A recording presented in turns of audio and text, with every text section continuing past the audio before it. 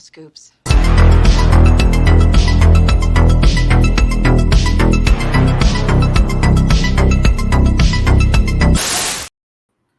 Hi guys, my name is Barry and welcome back to the channel and another episode of Double Scoops. I'm doing an episode 2 today, and as you can see I've got a special guest, Jason from Sinister Cinema Reviews. How are you doing today, Jason? Good. I got all dressed up, man. Yeah, About 2 seconds ago. I didn't want to tell you this, but I'm going to show you anyway. We're both wearing our caps backwards. Oh, I got a Halloween cap on. Oh, we're wearing the same shirt. And that was completely accidental, so there you go. We coordinated outfits. We're adorable. Great minds think alike, and we don't even know it. So today we will be discussing, and we will get into the chat. Of course, we can all answer questions and stuff.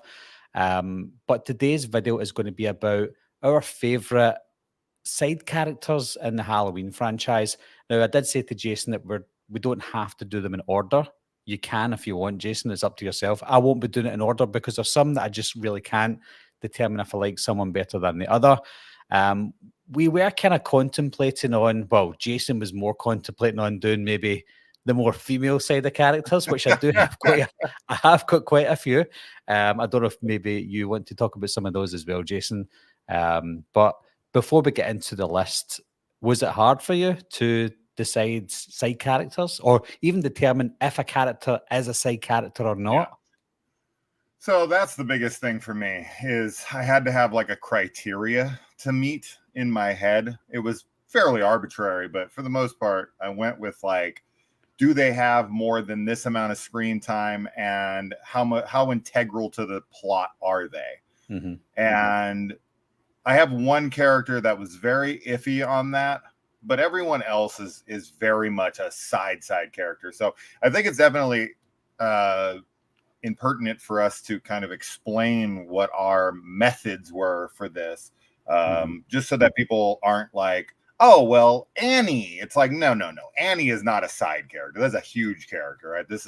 We're talking about a character that probably has 5 minutes or less of screen time, could have a minute or less. Just someone who's made an impact on me over the years of watching these. And I think, I didn't really have anyone from the last trilogy come up in here because they're so new that they didn't really I need more time with them to fall in love with like characters that are only on screen for a minute. Mm-hmm. No one really jumped out to me. That's like a 2 minute, 1 minute type of character in the new ones. And it was tough. It was tough. And I originally had planned doing the sexiest ladies in the Halloween franchise.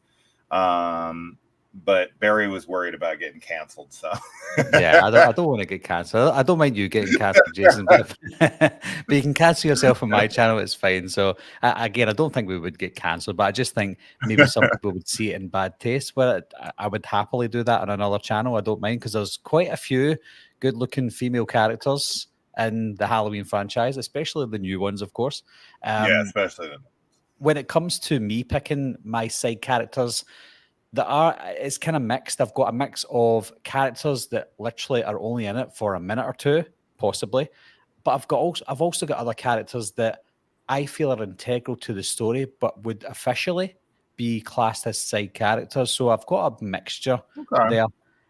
You might find a character or two on my list that is from the David Gordon Green trilogy as well. Sure. We might have some of the same characters on our list. We might not. I think maybe we do have. Now, I don't have images for all the characters and the same view ones as well, Jason. So if I don't show the image, hopefully people will know who we're talking about. Hopefully they do. You never know. Before we go any further, though, I'm going to go into the chat just to see who's in there. Obviously, we'll need to give the chat time to come in as well. So we've got Cynthia's here. Yes, you made it, Cynthia, finally, at the beginning. Byron Weaver's here. Hi, Barry. Yep. Hi, Barry and Jason. Hi, Cynthia. Wade F. and Wilson, let's go. Yep, indeed, let's go. Thomas Baker. Cody. So, Thomas, that character this close. I was contemplating and putting him on here just because I think he's a really sweet guy and was kind of got a raw deal. and he's really only in the movie for like a minute, but he was this close. Yeah, I liked his character as well. I wouldn't say if he's on it or not. I liked his character because he was borderline comedic, but at the same time very genuine. And Yeah. so yeah, he's a good character as well. David Effray's here. Hey there, Barry and Jason. Manuel Villarreal says there's only one answer. Bucky from Halloween 4. Yeah, I think that guy gets a lot of attention from everyone because his scene was pretty memorable. Yeah. Don't tell me. That's actually a little funny story here. One I've told many times. When I was a kid, I actually knew Bucky Moore, the production guy on this movie, and he was my brother's best friend's father, which I didn't even know at that time, but he came over. Anyway, long story short, he ended up giving me one of the masks from Halloween 4 when I was a kid. And so anytime I ever see Bucky in the movie, it's not him, it's just a nod to him with the Bucky on the helmet. I can never ever, not think of Bucky Moore. But yeah, I don't have the mask anymore, unfortunately. It disintegrated. It was 100 years ago. Those things do not last. I wish I would have. He gave it to like a 7-year-old, 8-year-old kid. I destroyed that thing like a moron. I hate myself every day for destroying that. But yeah, I used to have one of the screen-worn Halloween 4 masks when I was a kid, believe it or not. They don't last at the best of times for adults either, because obviously over time the latex will disappear unless you've really got it taken care of in a glass case or whatever. Yeah. But yeah, they things just disintegrate, especially ones made back then. David Effrey said, "We've now entered the stage of our global society where it's in bad taste to talk about physically attractive people." It truly is, yeah. Some people think it is, some people think it's not. But if you don't talk about it, then you can't get into trouble. That's what I say. Well, you come on over to my channel. You can get canceled with me. Yeah, I don't mind. That's fine. Sully Streams is here. Sully says, "How we doing, guys? Justice for Corey Cunningham. Absolutely. Hashtag always justice for Corey." You loved Halloween Ends as well, didn't you? It's in my top 5 for sure. I love it, love it, love it. Easily the best of the new trilogy.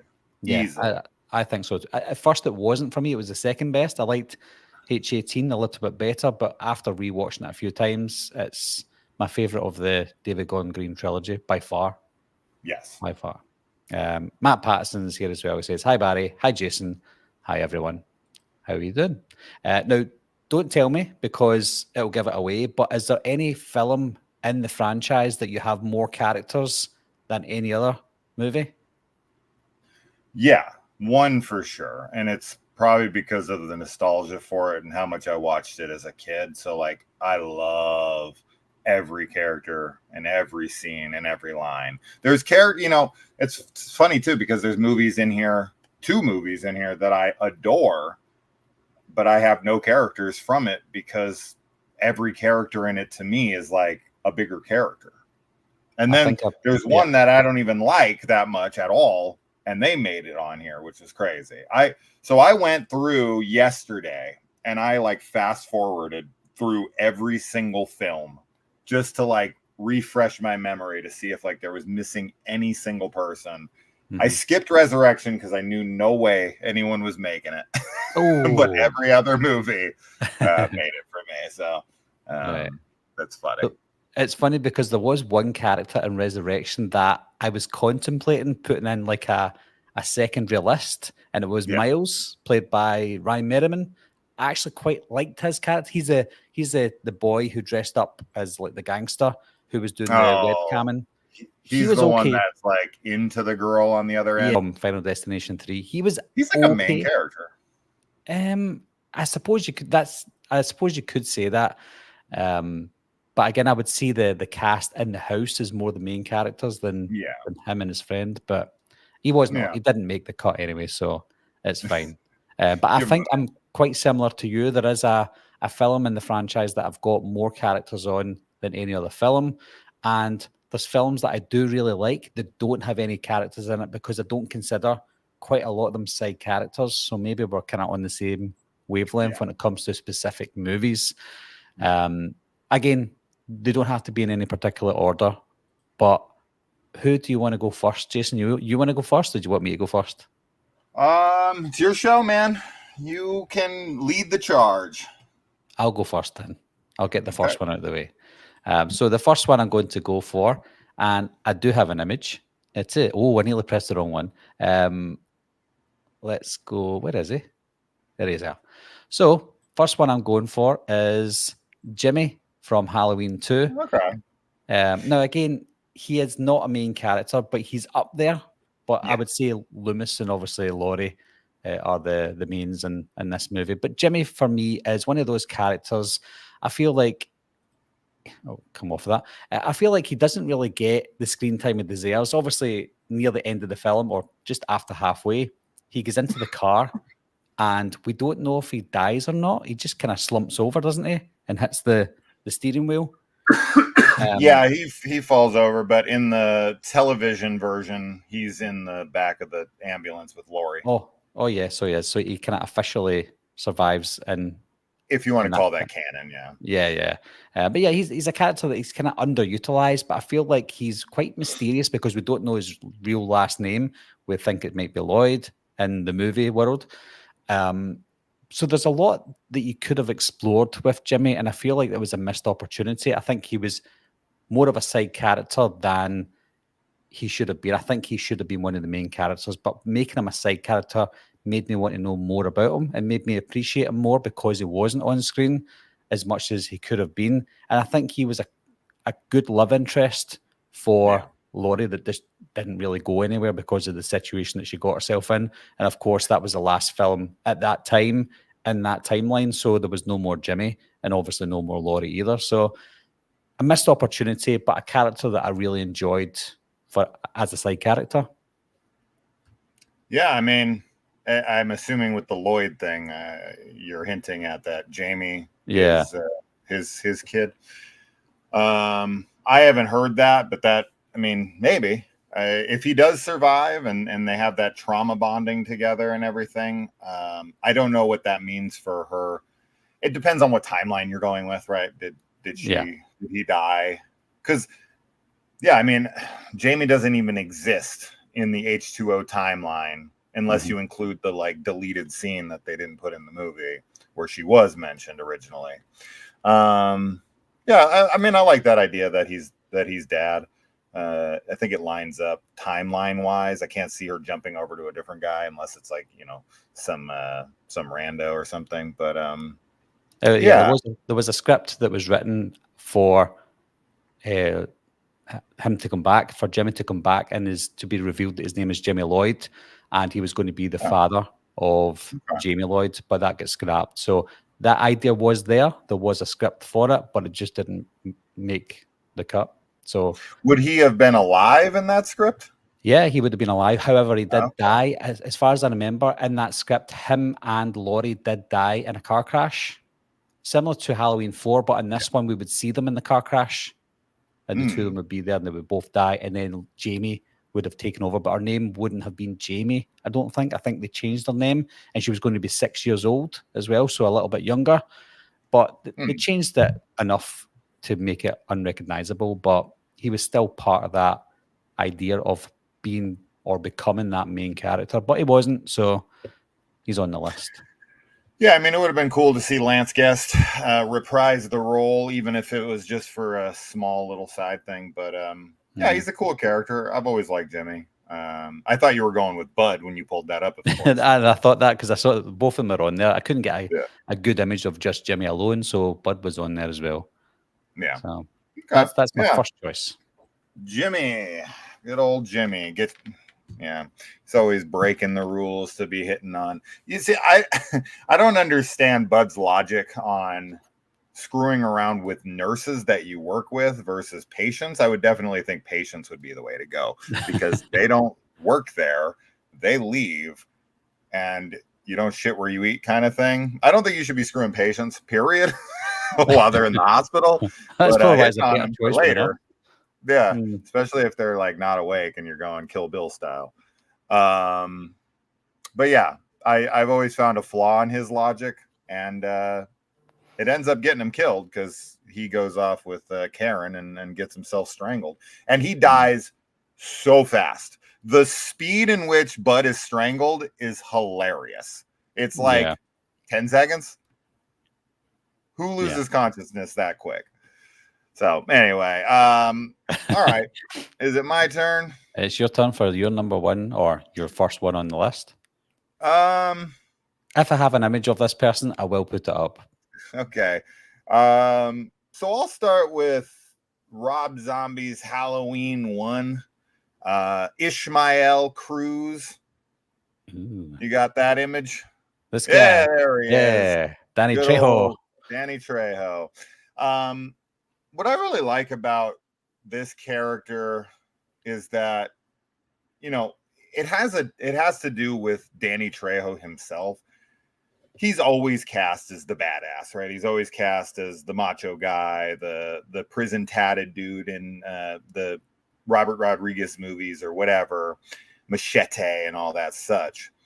But to see him like as this compassionate character here, and for him to like form this bond with Michael, and you know, for him to protect him from Lou Temple's character and like don't touch his masks and all that, and then it's so heartbreaking, man, when Michael's killing him and he's like, "I was good to you, Mikey," and he's drowning him, and you're like, that's one of the only times in the franchise where I genuinely was sitting there like sad and depressed that Michael was killing someone. It felt like there was more weight to that kill than normal. Much like Annie's death at the end of Rob Zombie's Halloween 2. That's the saddest death in the whole franchise, in my opinion. But this one really hit in a way that I would never expect with Danny Trejo. I would expect him to just kind of be like, you know, like a Joe Grizzly or something, just kind of a badass with a lot of funny lines, but he's not. He completely changed Danny Trejo as an actor for this role and made us actually care when he was killed.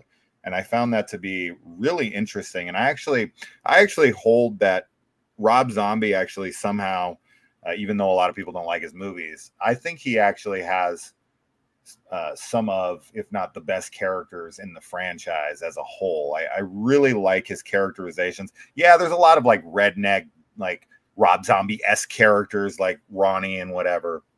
But like Lori and Annie and freaking Sheriff Brackett, I think Brad Dourif's character, and that's amazing. I really like the flip of Loomis. So I just think that Zombie does a really good job of kind of flipping expectations, even if it pisses people off. I know a lot of people hate Rob Zombie's movies and Part 2, which I adore Part 2. But I love Ishmael. I think he's such an interesting character who stuck with Michael for like 20 years. And well, not 20, it's like 15, I think, whatever it is. But yeah, I found that to be really interesting, especially for Danny Trejo to do. Yeah, I agree with you. And I think for all the reasons that you said, you like him as a side character is the same as myself, because you did feel sorry for him. And Danny Trejo as an actor, you would expect him to be the Lou Temple, and Lou Temple would be Danny Trejo. You know, you think of Danny Trejo in Con Air, he's just exactly like Lou Temple in Halloween, you know, so they flipped the switch in that one, which is quite clever from Rob Zombie, especially when we got the Hick characters at the beginning. I think Danny Trejo's character was a welcome change from all the bad mouth Hick stuff that they were doing at the beginning. So I liked his character as well, and I did feel sorry for him, and I genuinely thought that Michael wouldn't kill him. I thought there was just something there that Michael would go, do you know what, I'm not going to touch you. You helped me for 15, 17 years, and then I'll let you go and you can go and do your thing. I genuinely believed that was going to be the case, but it wasn't. And I think because he got killed, I think I liked his character more because you felt sorry for him. You kind of felt sorry for him anyway, but dying at the hands of Michael after being nice to him for 17 years or so, it was quite heartbreaking for him. So yeah, he's a great side character, definitely. If I'm remembering, okay, wait a minute. Isn't it Michael's older in Zombie's version? I think he's like 10 or 11 as opposed to 6. And I think he still escapes when he's 21. So I think it's 10 years. I can't remember. It's 17. been a little while since I've watched Zombies first Halloween. I'd be curious. Does anybody have a fact check on that? How long is it Yeah, between it's 17 Michael's years. incarceration and is it 17? 17, yeah. So 17 years. how old is Michael when he escapes in Zombies? I guess he must be 27 or something then. 27, 28. That would make sense because Laurie's like 17 and she's a baby when he goes in. Yeah. Okay. That makes sense. That makes sense then. It's funny because a lot of people think it's 15 years because it says 15 years later, but there is a 2-year window between when he gets incarcerated and then the 15 years later. Because you see Halloween, you see Christmas, then the summer, right? Then it's 15 years later. So yeah, 17 years he was in. That makes sense. Okay. But there is no specific time date, so we don't know what year it is. They don't ever say what year it is. We can guess, but Jamie says 1994. Yeah, it's not though. That's accurate. Yeah, I think it's a misinterpretation of the window.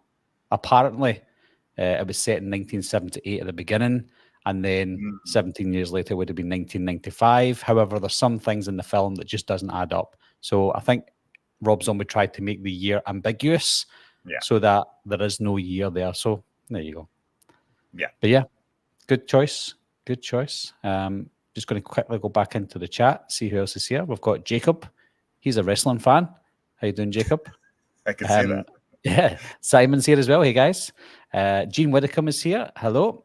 We've got Tyler Birchmeyer says, shout out to the cemetery caretaker in the original. Just let the man finish his story. Goddamn kids. Goddamn kids. Godzilla says hi. Oh, wow. How can he type? I know. This little small arms. And Jamie Hart says hello. Oh, we've also got Juan Diego Renteria Trejo. Oh, are you related to Danny? He didn't mean to mislead people, Barry. You owe him an apology. I don't know what that means. But I apologize for that. Mine as well. So next one for me, let me get my list so I can do it in my order. Okay.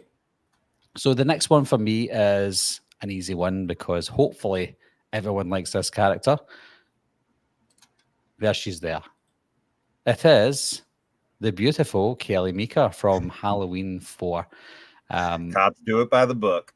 Yeah, cops do it by the book. When I first saw this film, I must have been about, I don't know, 7 or 8 years old. And you obviously know that a 7 or 8 year old kid watching Halloween 4 is always going to remember Kelly Meeker. You know, she was one of the most memorable characters in the whole entire franchise for all the best reasons as well, which I can't get into myself personally. But I shit you not, I had to re-record Halloween 4 a couple of times because the tape kept snapping every time I was watching the scene that she was in with Brady. It was a great moment. But not only that, obviously she's physically attractive, but I think she was a real badass. And she stood up for herself against like Wade, for example, like fuck off, Wade. You know, she was a badass as well, but she just didn't last that long. There's not much I can really add to Kelly Meeker because she doesn't have the biggest arc. She's obviously the daughter of the sheriff in town, Sheriff Meeker. She could have had more of a role in Halloween 5 or whatever if she survived, but her death was memorable. Her scenes were all memorable as well, and I think we could quote Kelly Meeker to death. So she's on the list. Do you like her? Yeah, I mean, she's a bitch for sure. She's trying to steal Rachel's boyfriend. I mean, she's pretty scandalous about it. She comes to the door in this shirt and she's like, oh, hey, Rachel, like, oh, nothing going on here. And then she's like, just straight up tells her, like, you know, wise up to what men want, Rachel. Or, you know, it's really bitchy, but yeah, she's a memorable character. So I can't say like I like her, but she definitely sticks out in my memory, of course. And, you know, Michael killing her with a shotgun, but not firing it and just sticking it up through her. Yeah. I think there's some Oh, we've lost you, Jason. We'll give him a minute, guys. He's still with us, but he's not there. And I don't know if he knows he's frozen. We'll give him a minute. Oh, are you back? You're back. You're back. You're back. Sorry. What the hell happened? Yep. It was totally fine on my screen. That was weird. Nah. I just said it was funny that her death was at the hands of a gun, but that there was, no shot, no shot to it. He just stuck it right through her. And I think there was a lot of sexual innuendos with that, since she's like the most provocative character sexually in the film. Mm-hmm.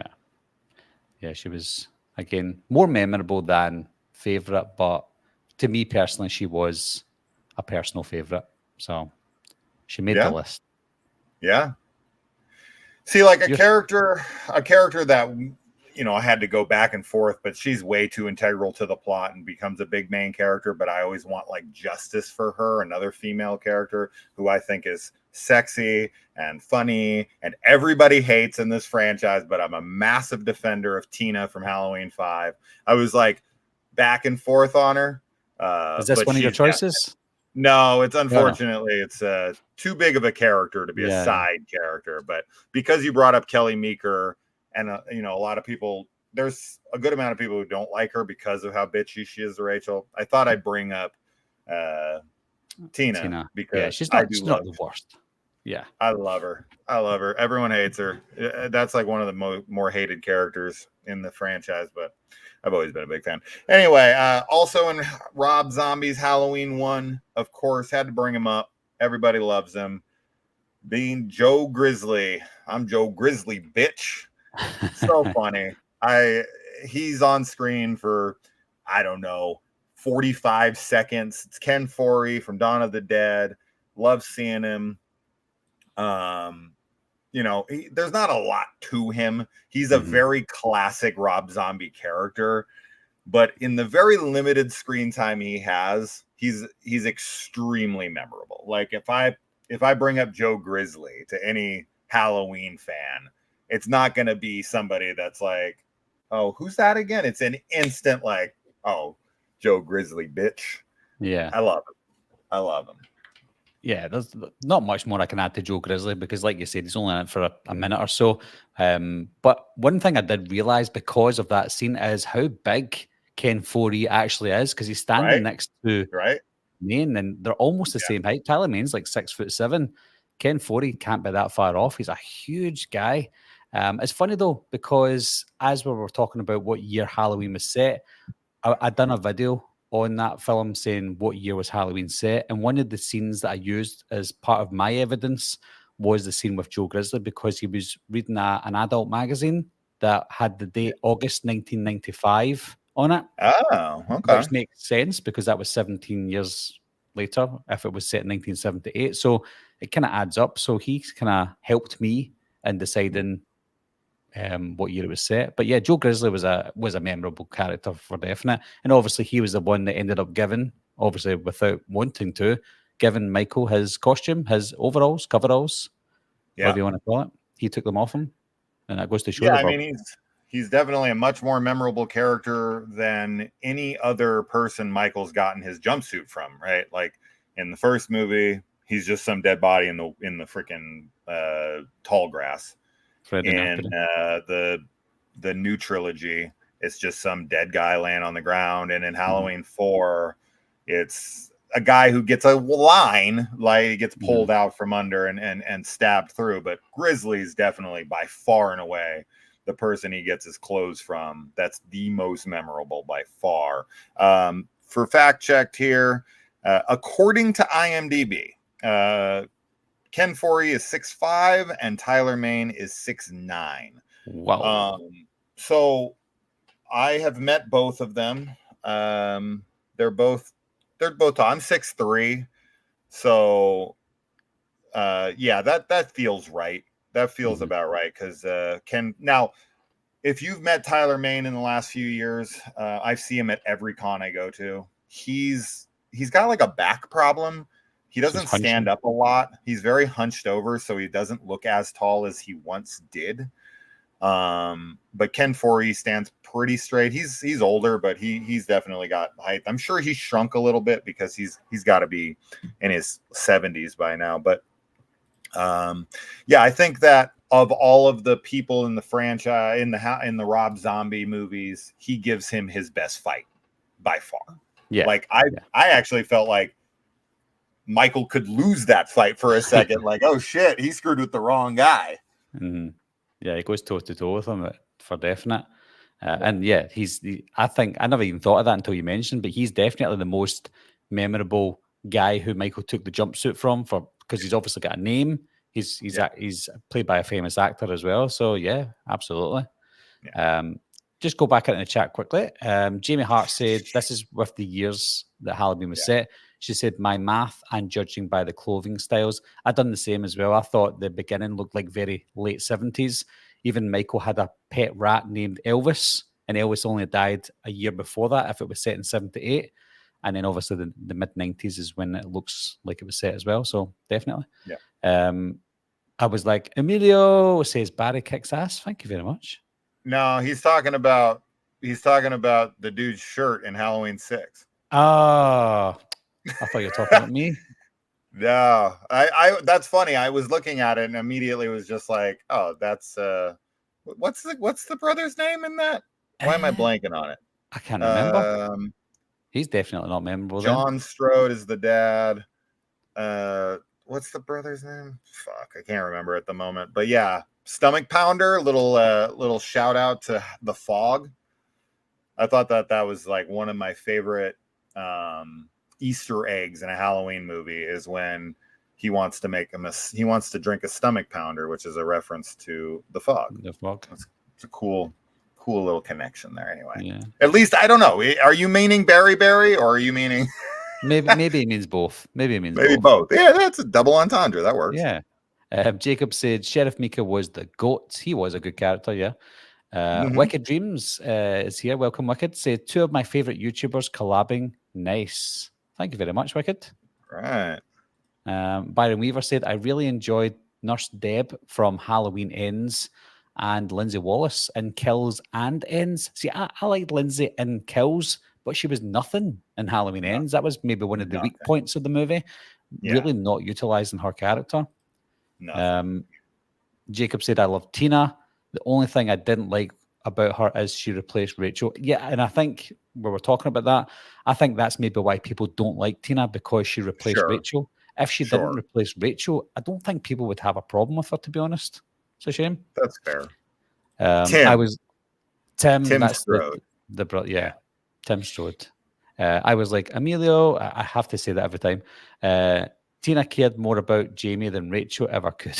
100%. Byron said Ronnie from H2O.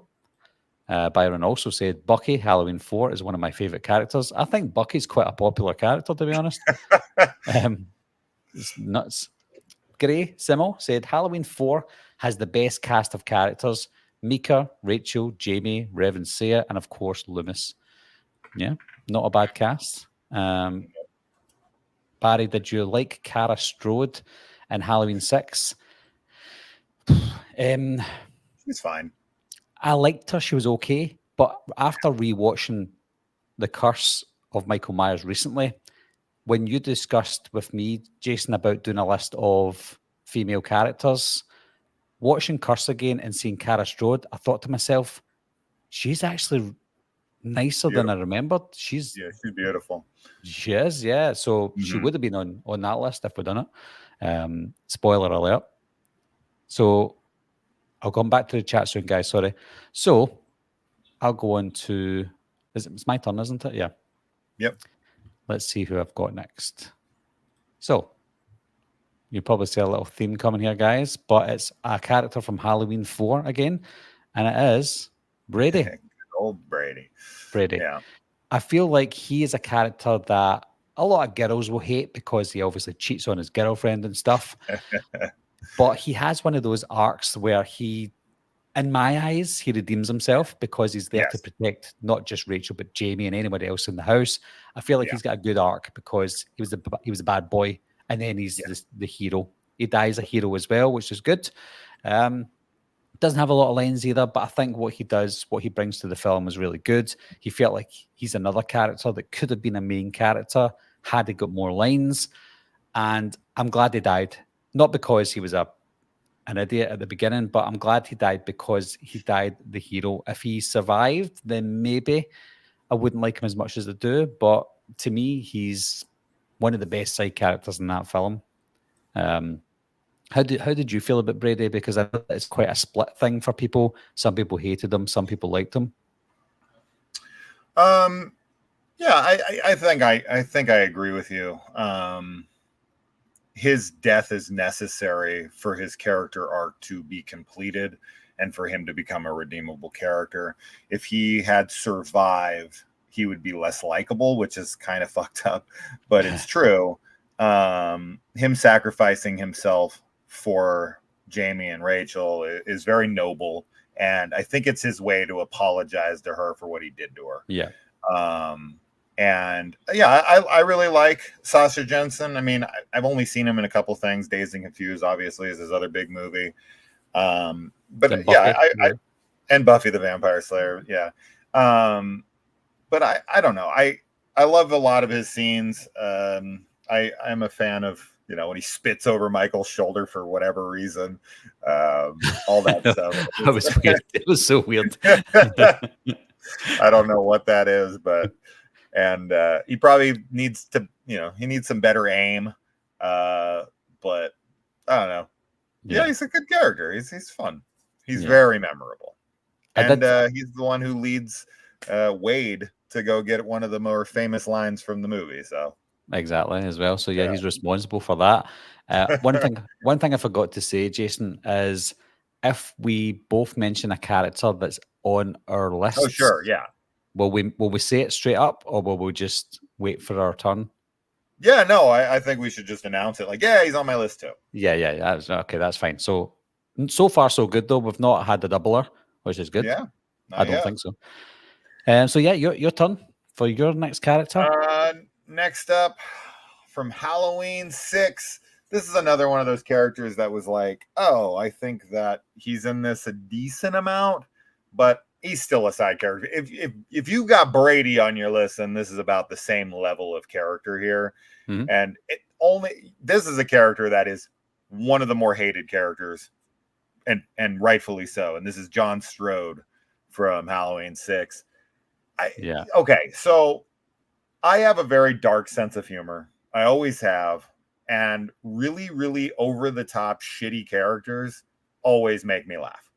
And there's so many lines in this movie with him that just get me. And they make me laugh. He's such an asshole. I'm very happy when you see his head explode. It doesn't explode in the producer's cut. But it's you want to see him die. And the franchise, I feel like the Halloween franchise doesn't have enough characters you root for their death, right? There's a lot of likable characters in the Halloween franchise, and that's fine. That's its lane. Friday the 13th is filled with more like shitheads that you're like, I don't give a shit. And Halloween goes for more sympathetic characters that you're like, oh, not them.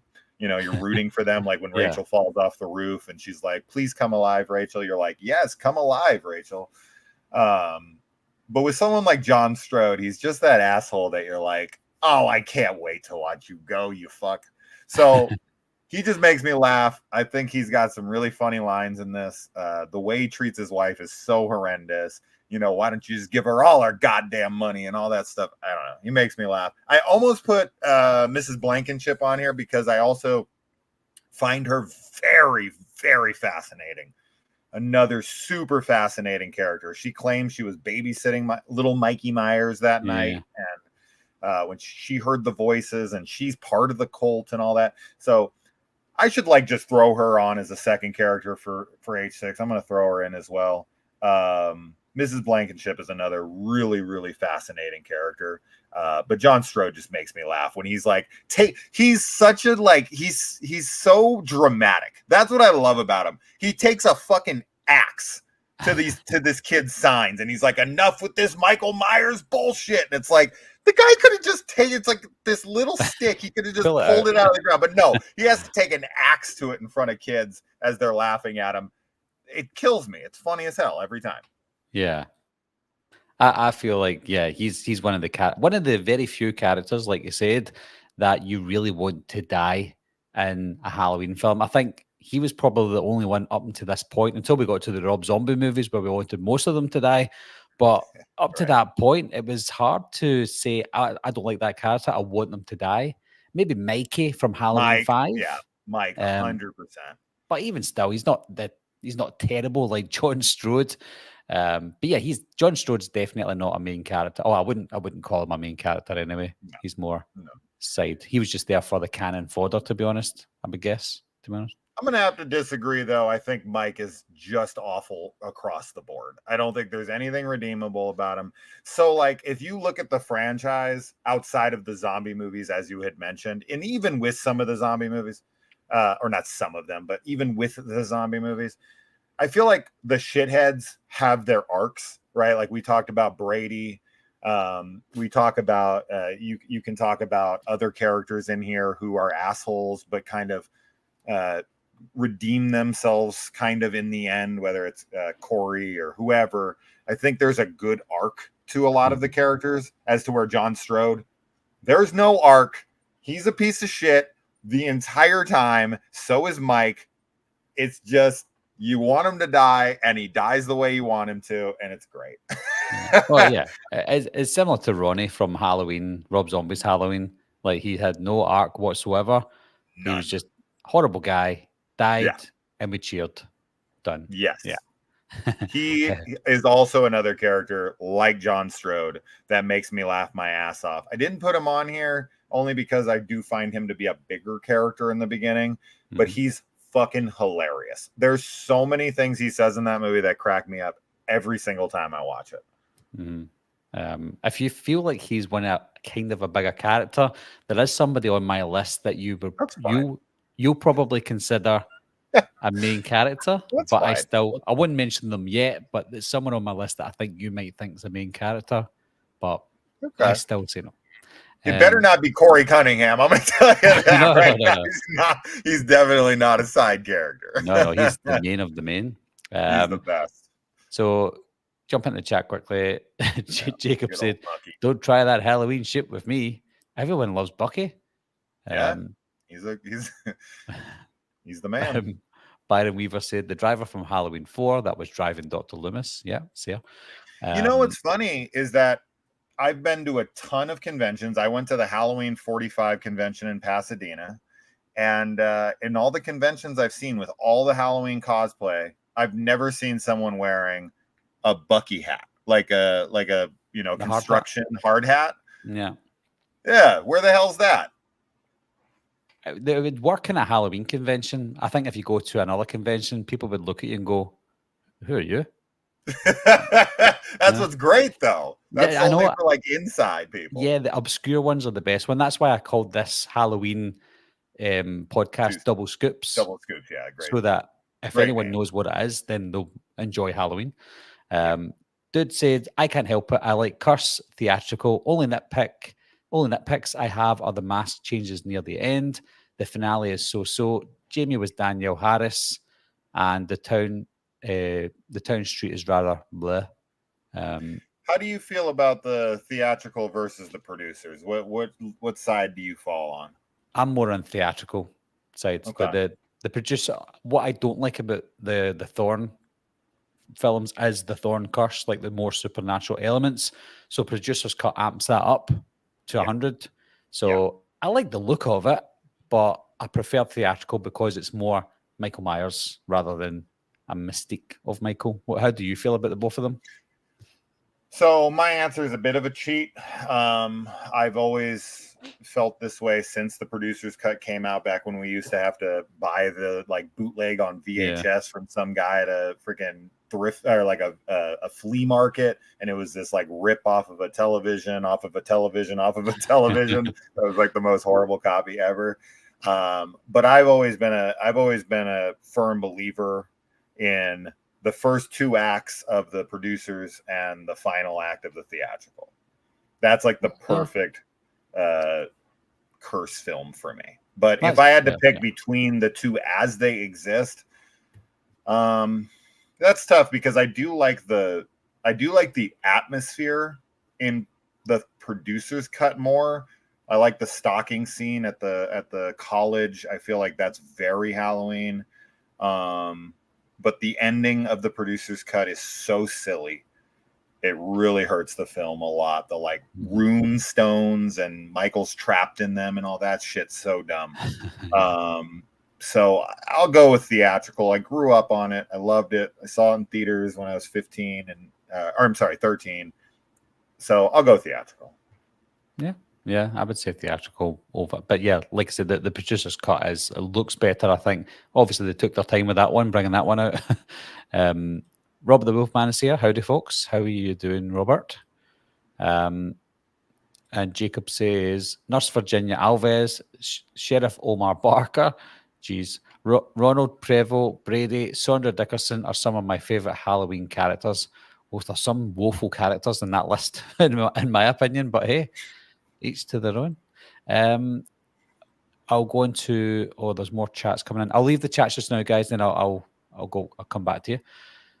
My next one, Jason, is. Are you ready for this one? I'm ready. This is the one. It's a Halloween 4 character yet again. Yeah, a lot of H4. And it's Reverend Sayar. That's on my list too. Okay, so we can both talk about it at the same time then. Reverend, I think a lot of people love Reverend Sayar because he's on everyone's list, I guess. He's fantastic. He's got some of the best lines in the film. Yes. Excuse me, sorry. Sorry, I had to cough there. Yeah, he's so memorable. His interactions with Loomis, he's the only character that I remember that made Loomis smile the way he did. Made him forget about what he's doing and just made him smile, have a little drink and stuff. Fantastic character. He was also supposed to reprise his role in Halloween 5.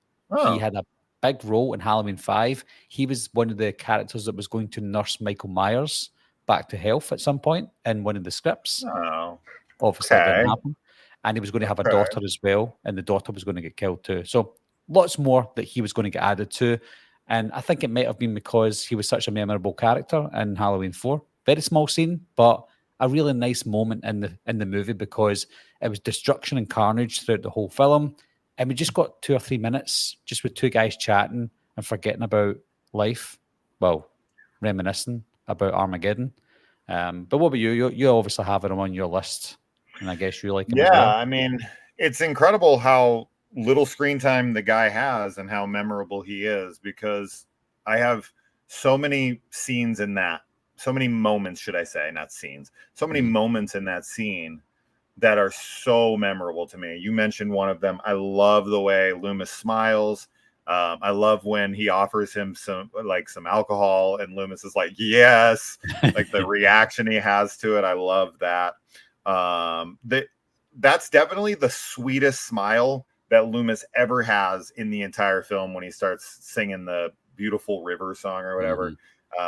It's like one of the moments where Loomis is genuinely like, I don't know why. I think maybe because he's finally in a car with someone or he's hanging out with someone who doesn't judge him for his like attitude towards what's happening. He's met someone maybe crazier than him and he feels like he's in good company. Because I don't know who Jackson Sayre is hunting. I don't like that guy. If you were to take him out of that scene and put him in any other movie, he's scary. Like he's some lunatic that's driving around the country hunting damnation, and it always has a face and a name. Like that's the kind of guy that kills, John Lennon or something. You know what I mean? Like who the hell knows who he thinks has damnation in him. He's got like, I love the Bible up on his stuff. He's all about scripture and just kind of like God's word. And those are like the scariest people in the world to me. So to me, it's interesting how his character is seen as so endearing and almost like a lovable kind of guy that Loomis bonds with after getting left in the dust by some mean teenagers. But they have this bonding moment, and it's like, I don't know. I think it speaks to Loomis's character because Loomis also is somebody who doesn't give a shit what gets in the way of his mission.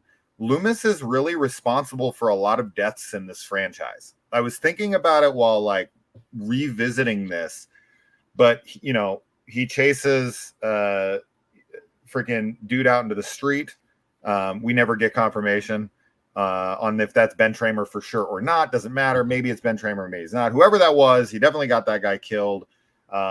He definitely gets the cops in Halloween 5 killed that stay behind because he kind of like tricks them into leaving so that Michael will come home. And I feel like they're just kind of cannon fodder to him. Like, fuck it. They're just people, So Loomis is kind of like this man possessed by any means necessary. And he ends up getting Ted Hollister killed too by sicking a freaking lynch mob on him. Right. You know what I mean? So he's very like, he's very dangerous with his pursuit of Michael Myers. And I do find Jackson Sayre to be kind of similar. It's like, by any means necessary, I'll stop the evil as I see it. Mm-hmm. You know? Yeah, he's quite an unhinged looking character. Have you seen The Wedding Singer? Oh yeah, he's the like drunk guy. Yeah, he doesn't look like he's aged at all. That's 10 years between those two movies. I always remember the scene where he punched the guy in The Wedding Singer. And he's like, "I used to be much stronger." He's such a great character actor. He's brilliant. Last point on this though is I find it kind of funny in that it's gross, but like Jackson sneezes into his like hand or his arm, and then Loomis is kind of like this, but I'm like, Loomis, you're wearing gloves. Like, you're okay. Yeah. So that was obviously both our choices. Yeah. Let's go into the chat again. Oh, I forgot about this character. Byron said Vicky from Halloween 2018 was awesome. That's the blonde. Yeah, the blonde. She was watching the little boy. So yeah, hot. she was good. She's even hotter in Fall. Have you seen Fall? Oh yeah, I saw that in theaters. Yeah. A lot of bad green screen, but she's super hot for sure. Mm-hmm. Jacob said there are a lot of Johns in Halloween. John Strode, John Tate, Big John, Little John. We'll get a medium John soon. Let's go to someone we've not seen before. Travis Mitchell said, "How's it going? Dr. Hoffman is a good one, as you just get a sinister edge to him. Would have been interesting had they made him the Man in Black, I think." Is Hoffman the doctor at the beginning of Halloween 4? Is that right? Let me just double check that. Hoffman, I'm sure. Oh, yeah, Hoffman is the one that told Loomis to stop chasing Michael Myers. Hoffman, Halloween 4. Oh, the one that rides out with him to Michael, and he's like, even if he was somehow conscious, that guy. That's the guy, yeah. So that's a good character. That's a good call. He's a good character. Yeah, he's actually all right. I also really like the guy. I should have put this guy on the list. I really like this guy too. The opening freaking security guard with from Halloween 4. Yeah, he's good.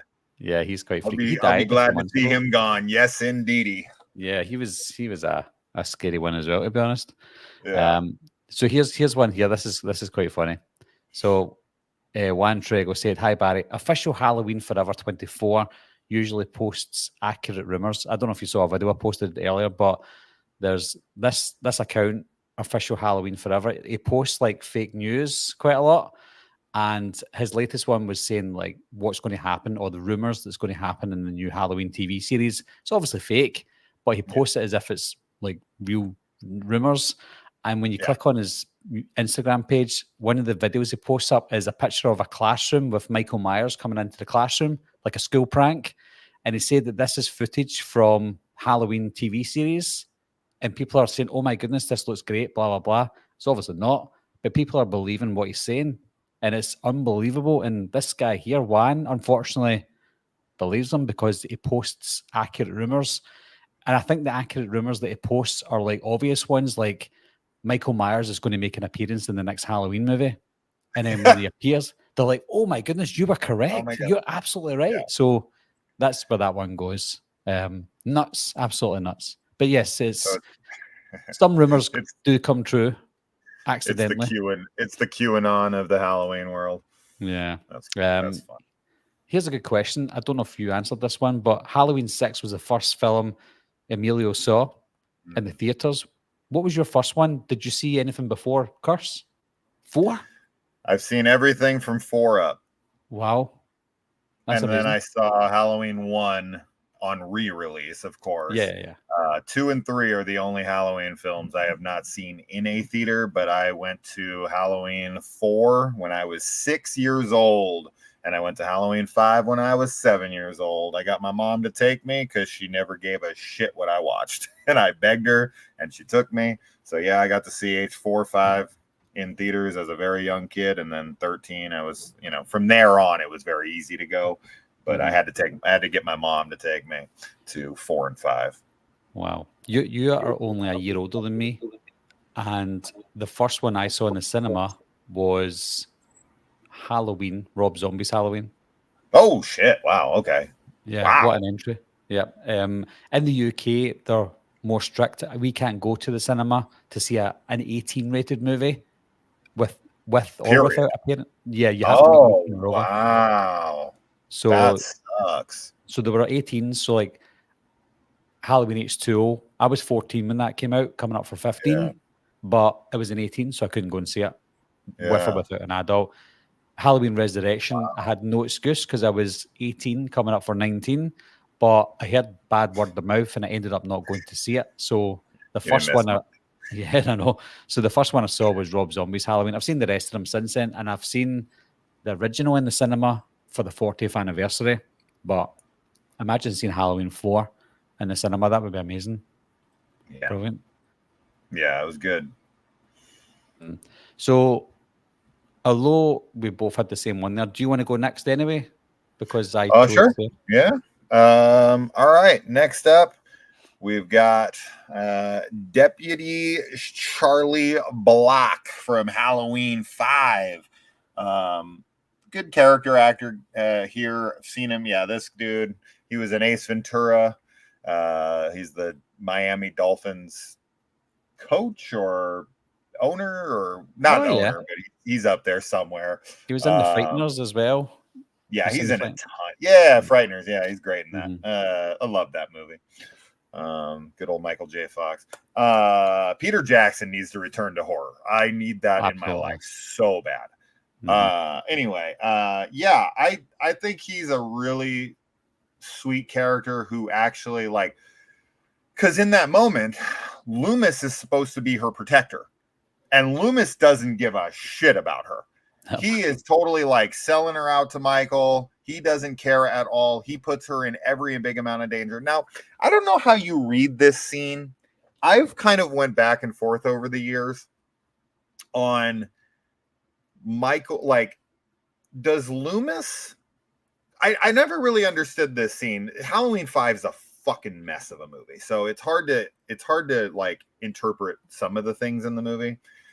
But Jamie has a freak out, like he's back at the children's home or whatever you call it.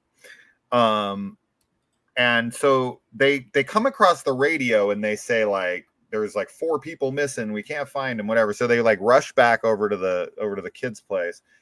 I always thought that was like Jamie in cahoots with Loomis, that he told her to fake it so they'd run away. But the more I've watched it, I'm more like, no, she has a thing. But then he pulls up to the house very shortly after. I guess he took their cop car, right? That's where he gets that cop car from, is he steals it from there. She doesn't like I don't know. It's weird to me that she doesn't seem to see him kill them and then bring the car over to them. I always thought Loomis was like, tell him you see him here, so we can take him down together. But Yeah. I don't see it that way anymore.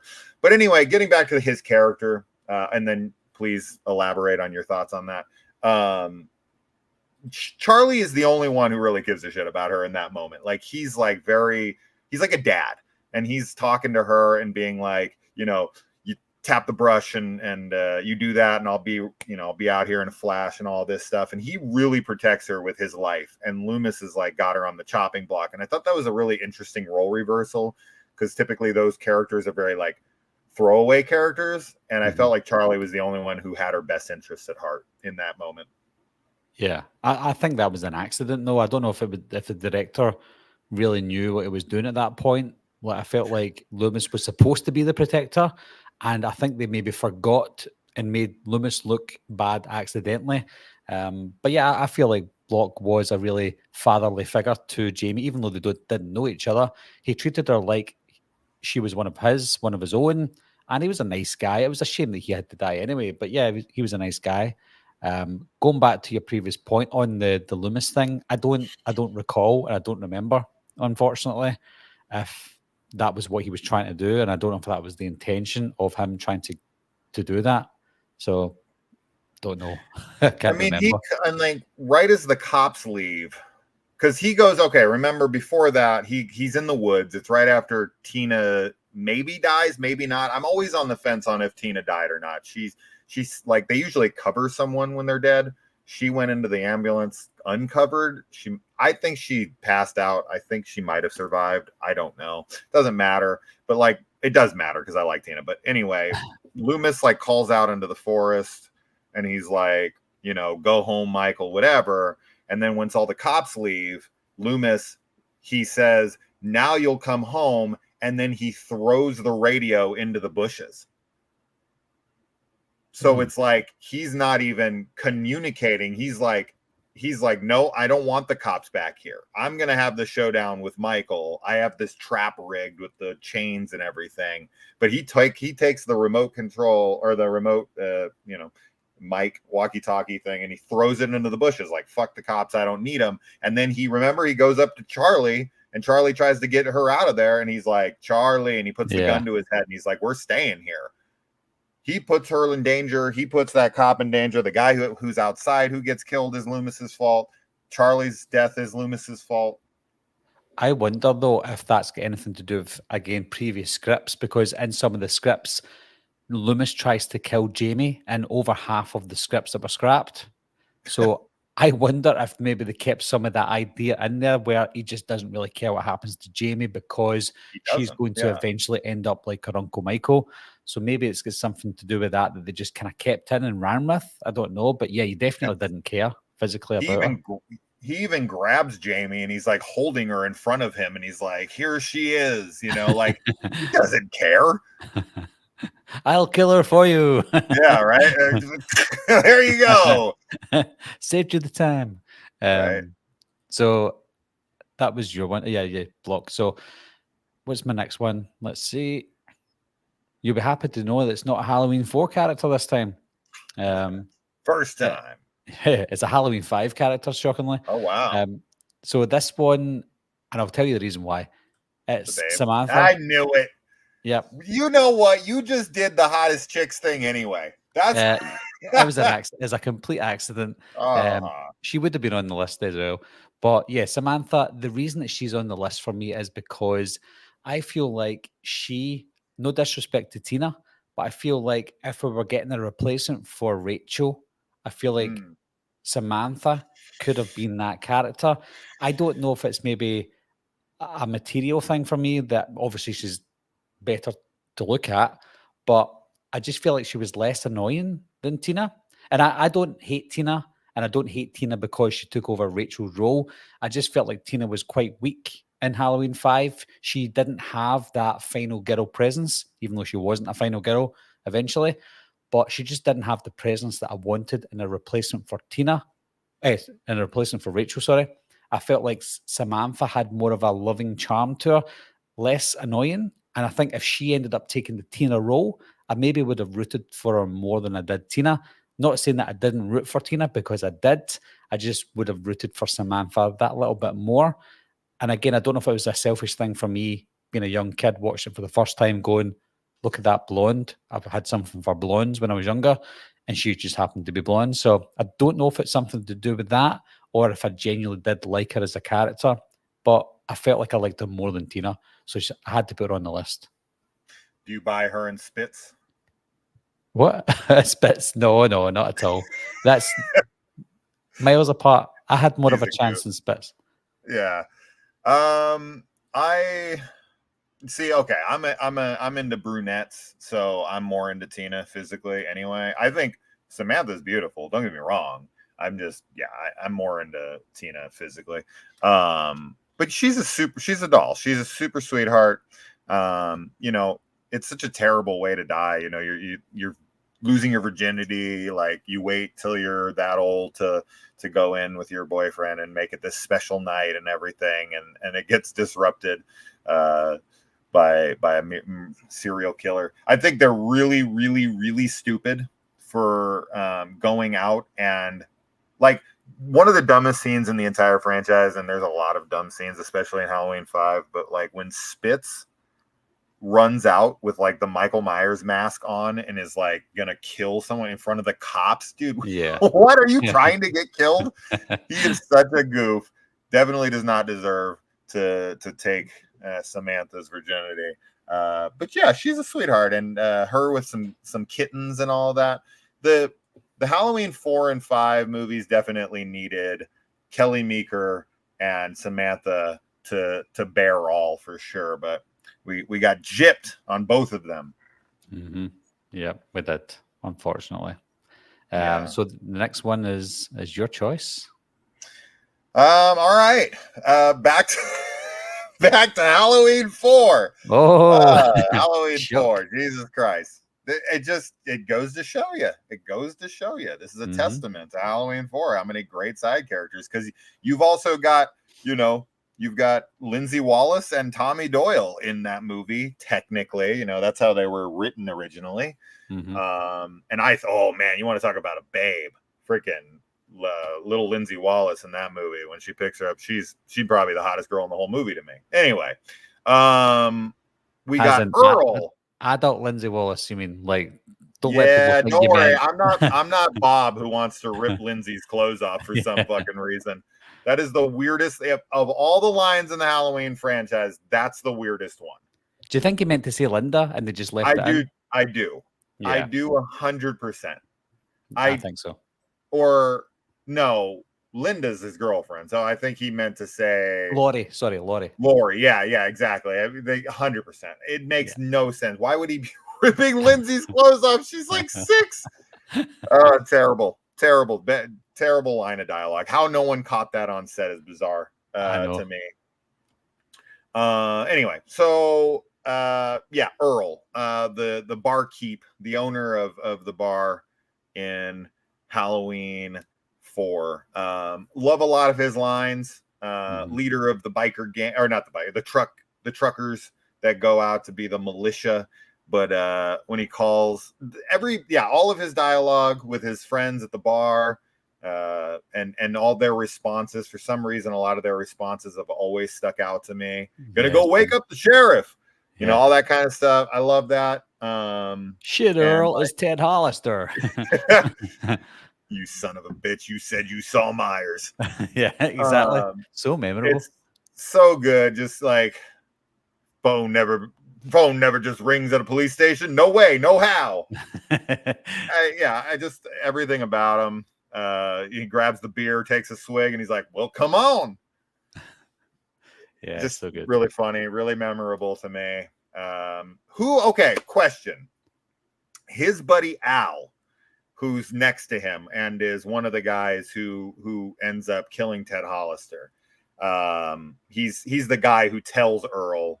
No, I don't know. He's in the truck next to the guy. He ends up dying. They all do. All of those main core bartender guys. Yeah. But Al says he lost his boy 10 years back. Who do you think Al's boy is?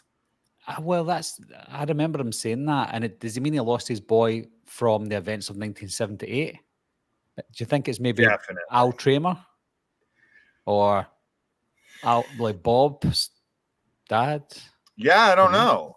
It's either. So, I mean, it depends, right? It could be Bud.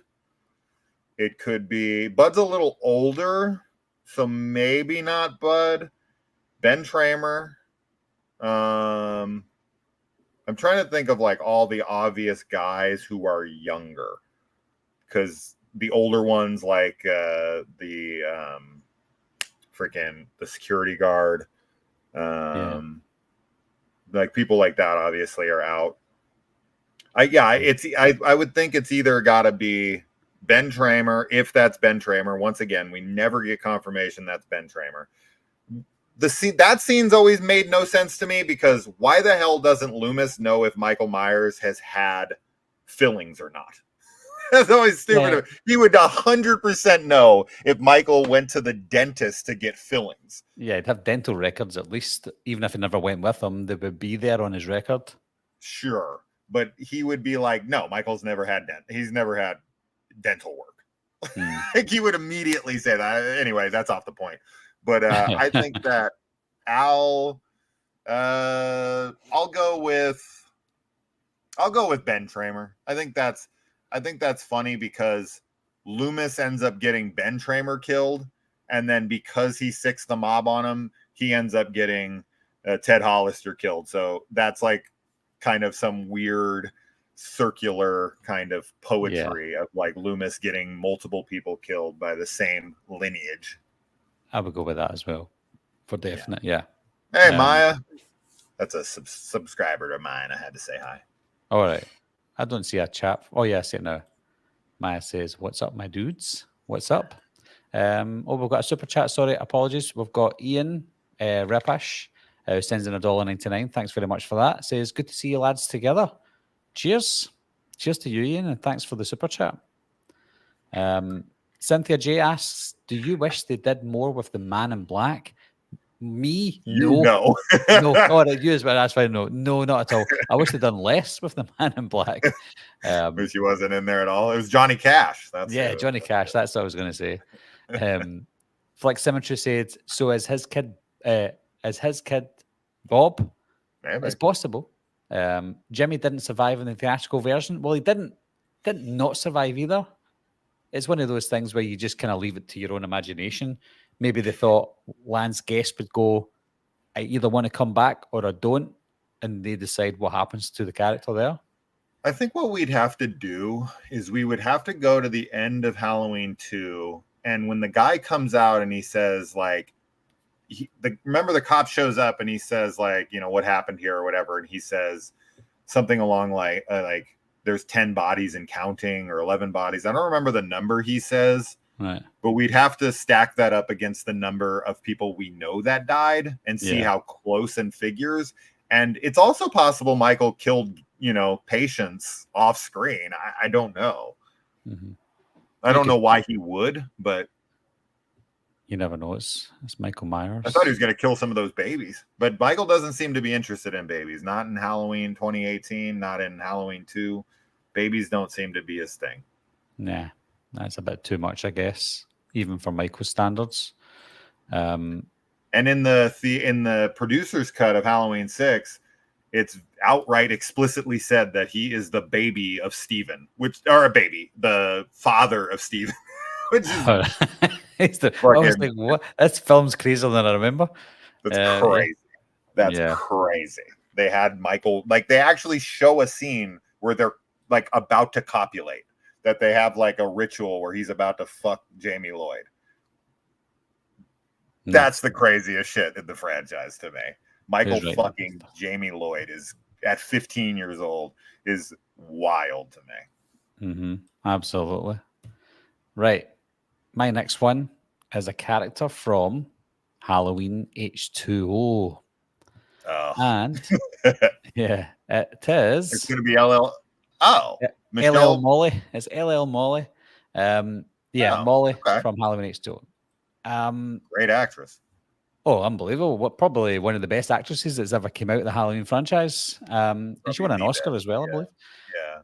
But yeah, Molly, she's one of the characters that could stand on her own 2 feet. Now, she's a side character to John, who is the main character, one of the main characters, and it's his girlfriend. Usually when you get a main character that has a boyfriend or a girlfriend, they're a throwaway character and they most likely end up dying as well. Whereas Molly's not like that. She's a survivor as well. She knows how to look after herself. And she's just an all-round nice girl. Not only is she nice to look at, but she's got survivor's instinct. She screams when she has to. She does the right thing at the right time. I think she's one of these characters that are smart for a Halloween film, and she does the right thing all the time. And she gets the reward for it because she ends up surviving at the end. So yeah, Molly is definitely one for me. As I'm sure you are aware, because we've chatted about this in passing here and there, but H2O is the one a movie that I've always hated. Boo. I saw it in theaters. I know it's a fave of yours. Yeah. But I saw it in theaters in 98. I was 16 years old. I was a Halloween fanatic. And at that time, I was a big fan of the Thorn trilogy. Mhm. And so completely outright ignoring them, that was new, right? Like we'd never really experienced anything like that before in a major franchise where they were just like, no, the other movies just don't exist. We're just wiping the slate clean. Halloween ends up doing it. I guess technically Halloween did do this in Halloween 3, but that was a totally different story. I love that movie, but H2O has always, and the reason is, and this should be of no surprise to you as well, I don't like Scream. So because they're so similar, I don't like that style of 90s slasher. It's all too pristine and too polished, and everyone's too good looking, and it feels very watered down. The kills are lame. The characters are very like 90s. I don't like 90s slashers. There are almost zero slashers in the 90s outside of like a Candyman or something. So it's just it's not for me at all. Right. So I think that's what it really comes down to, is that that's not my flavor. So with H2O, I've probably only seen the movie 5 times in my life. But Michelle Williams is amazing. She's an incredible actress. She's beautiful. She's probably the best character in the film for me. So I'll agree with you for sure. I don't dislike her at all. I dislike his other friends that he's with a whole ton. And I love the ending. I mean, her cutting his head off is great. But outside of that, I hate everything about the 90s slasher. Urban Legend, I Know What You Did Last Summer, that whole brand of slasher, it's like the antithesis of the 80s. It's the exact opposite of everything I love about slasher movies. There's no nudity. The kills are lame. That's like everything I love about slashers, the kills, the tits, you know what I mean? So I hate 90s slashers, and H2O is that. And here's a quandary for you. Here's a head scratcher. And I'm sure you've already thought about this, but this is something, it's like one of those things where a movie pisses you off, so you hate everything about it. But like, because Kevin Williamson had a hand in this movie, it's so fucking annoying to me that in Scream they watch Halloween, and in Halloween H2O they watch Scream 2. That makes no sense at all. It makes sense to me. Like, they're both in their own worlds. So like H2O is in a world where Scream 2 is a movie, and then in the other film, Halloween is a movie in the world of Scream. How can Halloween be in a fantasy world, but Scream exist in the real world? for Halloween, that wouldn't make any sense. Halloween is a franchise in the Scream world, and Scream is a franchise in the Halloween world. Yeah, if they were both part of the same universe, then of course it wouldn't make sense. But they're both separate. They're in their own different universes where Halloween movies are. But okay, but if you're watching Halloween, so if you were to watch Scream 1 in the Halloween universe, you'd be like, why am I on the screen right now? This didn't happen in my world. Like, this is my life. How did they get my life on screen? Like, if Laurie Strode came in and was watching Scream 1, she'd be like, why is my life on screen right now? This wasn't being recorded. I know what you mean. Yeah. So no, it doesn't make any sense. Hey, it's a horror movie. Yeah, no, it's fine. I'm just fucking around anyway. Yeah, I know what you mean. I never thought of that. Yeah, I know what you mean.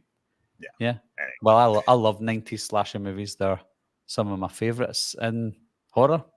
So that's great. That's your heyday, man. That was when you were, most impressionable. You were a teenager in that era. I don't know. The 80s was always king for me. The 90s has great stuff up until the Scream franchise came to light. And then it kind of ruined horror for me for about 5 years. Anyway, moving on from that. I know we disagree on that, and that's totally fine. Like Maya agrees with you. Agreed, Jason? She came from my channel, so. Unbelievable. Was that me that chose there? Yeah, it was. Right. So it's your turn. You're next. Cecil wants us to fight, so I guess we got to go at it, man. Oh, yeah. Fight. I know that Cecil agrees with me. That's it for me. I guess because you said Jackson Sayre, and then I threw in a couple audibles here and threw in more. I mean, I could probably come up with more off the top of my head, like earlier said, Corey Cunningham's like stepdad or dad. I never can read what he is. I guess he's dating her mom, I think is the impression that I get. I don't think he's his biological father. No. He definitely, I don't know. He's gonna be his own he's gonna have his own brother / uncle soon, though, with the way his mom treats him. Did you like his mom? No. He was she might be another character that I didn't mind dying. Yeah. She was crazy. She was believable. The funniest side character in this franchise, though, to me, and not for the right reasons, not funny in a good way, because it's something we make fun of. I've kind of come up with a canon logic to it to a degree now, that to try to help myself get over it. But the like fat little Danny DeVito in friggin' Batman Begins Penguin character that everyone thinks is Michael Myers in Halloween Kills, and they're running around chasing him, and I'm like, how does anyone think this little fat guy is Michael Myers?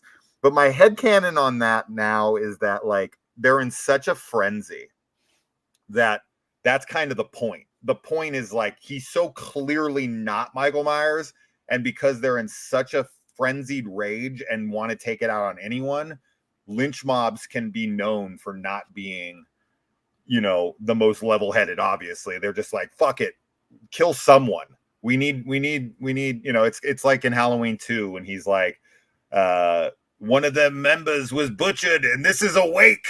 That line where everyone's throwing shit at the Myers house. That's kind of like that moment where they're chasing around some guy that's like freaking 4'10" and is round like this. It's like Michael Myers would have been on television. People would know what he looks like. Like it might be a mystery to us what he looks like, but it would not be to the world. He'd be very memorable, like a Charles Manson. You're talking about Haddonfield. These people would know what Michael Myers looks like. Would you not know what Ted Bundy or Jeffrey Dahmer looks like if you lived in Haddonfield? But there's a big difference. Sense. No, I don't think any of them would know what Michael Myers looks like. That's insane. Do you know what Charles Manson looks like? Yeah, but there's a big difference between Charles Manson and Michael Myers, who killed 3 people. Because Michael Myers, he's the town legend. Everybody knows who he is. No, well, they know his name, but they don't know what he looks like. They talk about him in Halloween Kills. They go to the bar, and everyone at the bar is listening to Tommy Doyle's story of Michael Myers, and everyone knows who he is. They would 100% know what he looks like. Because of that story, they won't. Like, Michael Myers escaped from a mental institution in 1978.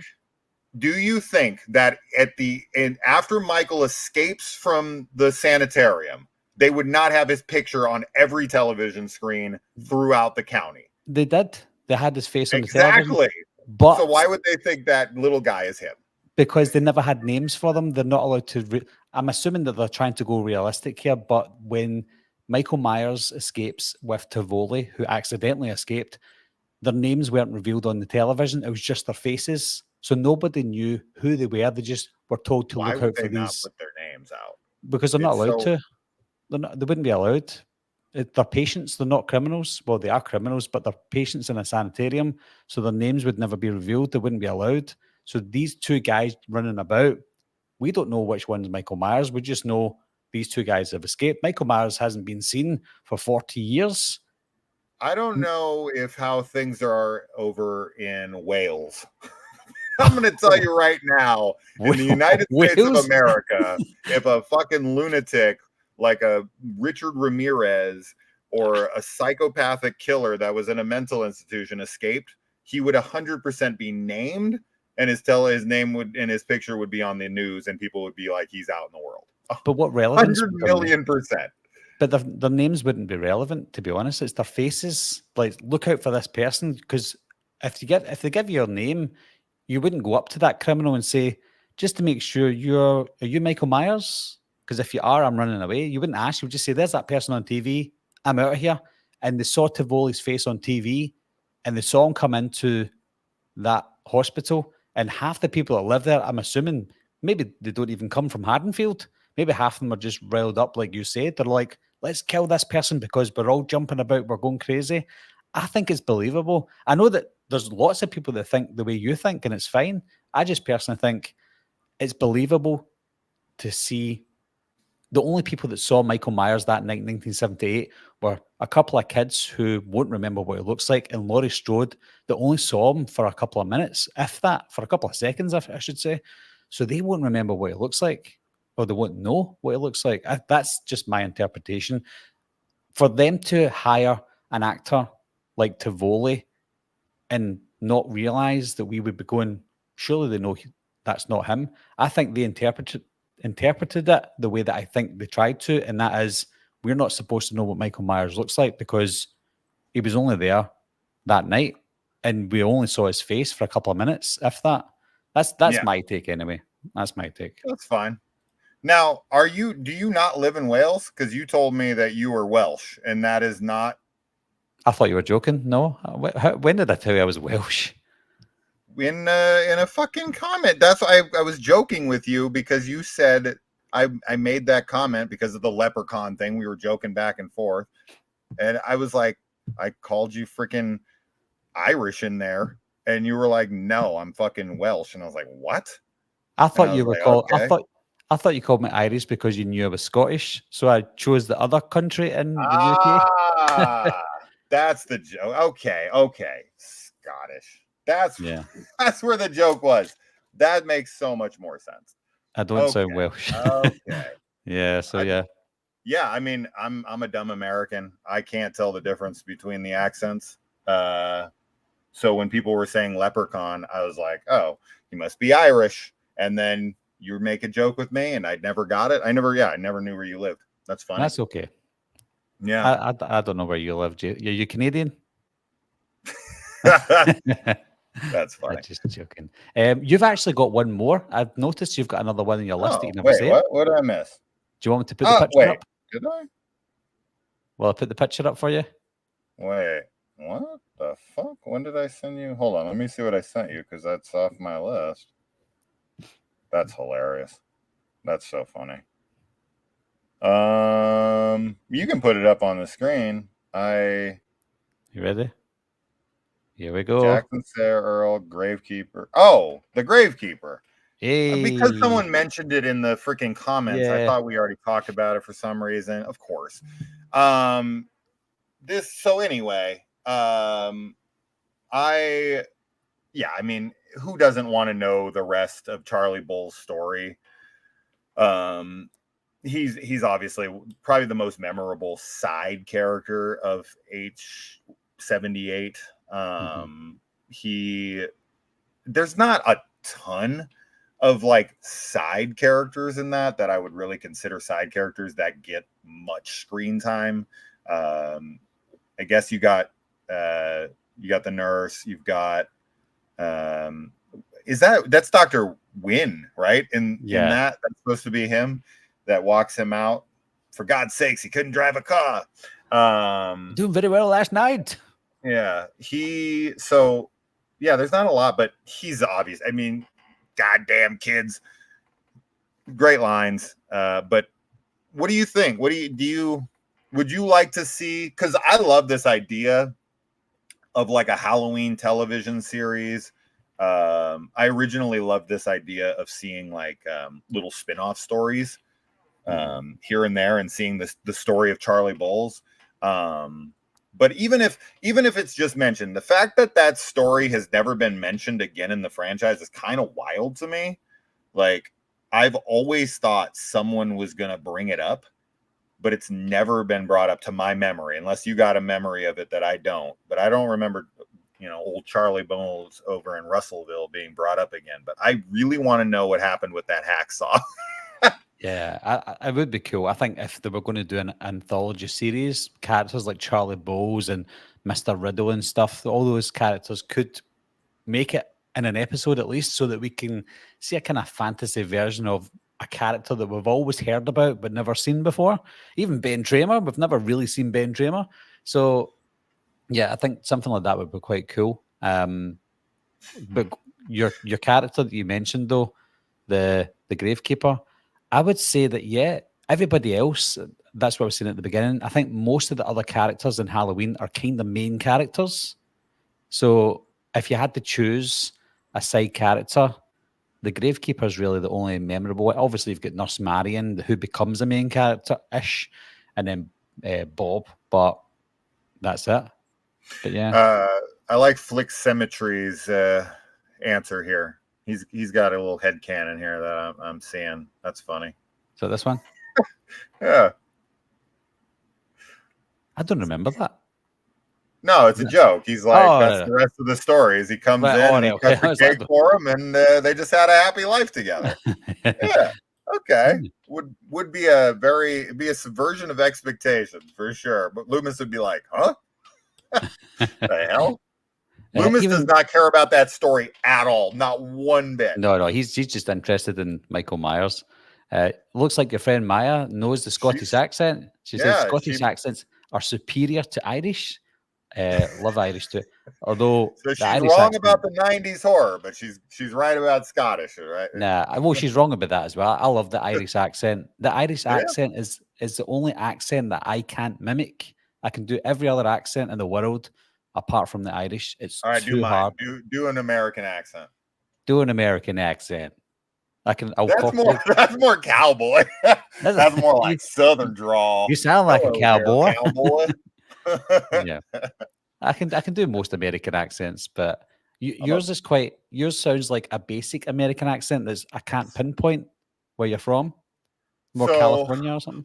Yeah, exactly, California. I've always said that our accent is like the most boring because we just kind of say words like without any flavor to them. They're all just very basic, like dictionary reading. That's what I call my accent. It's just like basic dictionary reading. If you were to ask like, Siri, how do you pronounce this word? It would just be the way. We don't drop any vowels. I don't add any flavor to anything. I have a very boring syntax to my speech. So I'm the same with mine. Like I'm from Scotland. Obviously it's a Scottish accent. Obviously some. But I'm from a place in Scotland called Glasgow, which is the biggest city in Scotland. And our accents in Scotland are very basic. But everywhere else in Scotland, the accents are great. Like the north of Scotland, even Edinburgh, all those accents are fantastic. But ours is just so basic and boring. And it's maybe because we're the biggest city, so we hear it too often. But it's so boring. What do you think about the Brad Pitt Pocky accent in Snatch? The Pikey accent, that's Irish. Yeah. Oh, sorry, it's not Irish. It's I think they're from an Irish family, but they're gypsies, the Irish gypsies. Yeah. So can you understand anything that motherfucker's saying in that movie? I could never understand a word of it. I can understand a lot of it, yeah, but his accent was great. His the Pikey accent, or that's what they call themselves, the Irish Pikeys. Great accent. He done a brilliant job. But if you watch like Braveheart with Mel Gibson, his Scottish accent is awful. He just sounds American. Yeah, it's awful. Okay. I think it's quite hard for Americans to do Scottish accents, unfortunately, which is sad.